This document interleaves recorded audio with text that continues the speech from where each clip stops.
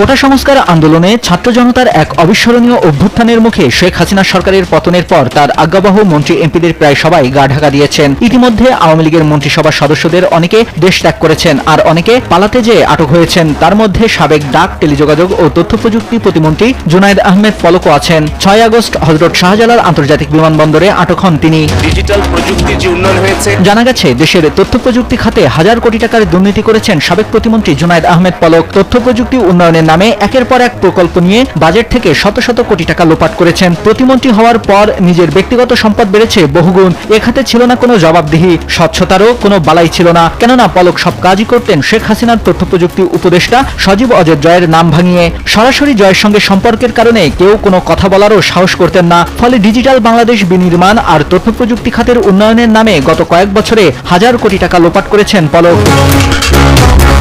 শুধু তাই নয়, একাধিক সূত্র জানিয়েছে অবৈধভাবে অর্জিত অর্থ দেশের বাইরেও পাচার করেছেন তিনি। অথচ সরকারের তথ্য প্রযুক্তি খাতের খোলন লচে পাল্টে দেওয়ার নামে তিনি প্রকল্পের টাকা মেরে ফুলে ফেপে ওঠেন অল্প সময়ের মধ্যে। সজীব অজয় জয়ের খুবই আস্থাভাজন হওয়ায় কোনো কর্মকর্তা, মন্ত্রী, অডিট বিভাগ, এমনকি প্রধানমন্ত্রীর কার্যালয় পর্যন্ত তথ্য প্রযুক্তি খাত কিংবা পলককে নিয়ে কোনো কথা বলতেন না। সবশেষ জাতীয় সংসদ নির্বাচনের সময় হলফনামায় দেয়া তথ্যমতে জুনায়েদ আহমেদ পলকের গত 5 বছরের সম্পদ ও আয় দুইবারে অস্বাভাবিক হারে নিজের অবৈধ আয়ের অর্থ বৈধ দেখাতে স্ত্রীকে উদ্যোক্তা হিসেবে দেখিয়েছেন পলক। বলা চলে একরকম শূন্য হাতেই রাজনীতি শুরু করেছিলেন পলক। এরপরই মালিক হয়ে গেছেন হাজার কোটি টাকার। সরকারি প্রাথমিক বিদ্যালয়ের সহকারী শিক্ষক হিসেবে কর্মজীবন শুরু করে উদ্যোক্তা হয়ে 3-4 বছরের মধ্যেই স্ত্রী কণিকা প্রায় 5 কোটি টাকার মালিক হয়েছেন, যা তিনি হলফনামায় উল্লেখ করেছেন। এর বাইরে তার স্ত্রী অন্তত আরও 20 কোটি টাকার মালিক বলে জানিয়েছেন একাধিক সূত্র।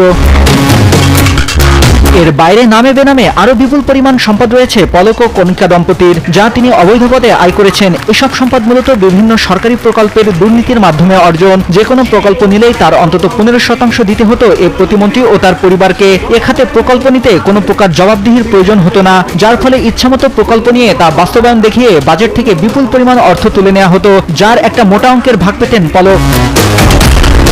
প্রকল্প নেওয়ার ক্ষেত্রে আত্মীয় স্বজন, বন্ধু বান্ধবকে কাজ দিতেন কোনো প্রকার যাচাই বাছাই ছাড়াই। পাশাপাশি তার 5 স্টার বাহিনী সহ অনুগত কর্মীদের নামে বেনামে পলক শত শত বিঘা জমি কিনেছেন ও সম্পদের পাহাড় গড়েছেন। পলকের বড় ভাই জুবাইর আহমেদ নয়নের বিরুদ্ধে টেন্ডারবাজি ও 650টি পুকুর দখলের অভিযোগ রয়েছে। একই সঙ্গে চাকরি বাণিজ্য, কালো টাকা, হত্যা বাণিজ্য, বদলি বাণিজ্য, চাঁদাবাজি কমিশন, খাস জমি বরাদ্দ বাণিজ্য সহ অসংখ্য অনিয়ম ও দুর্নীতির সঙ্গে জড়িত ছিলেন পলক।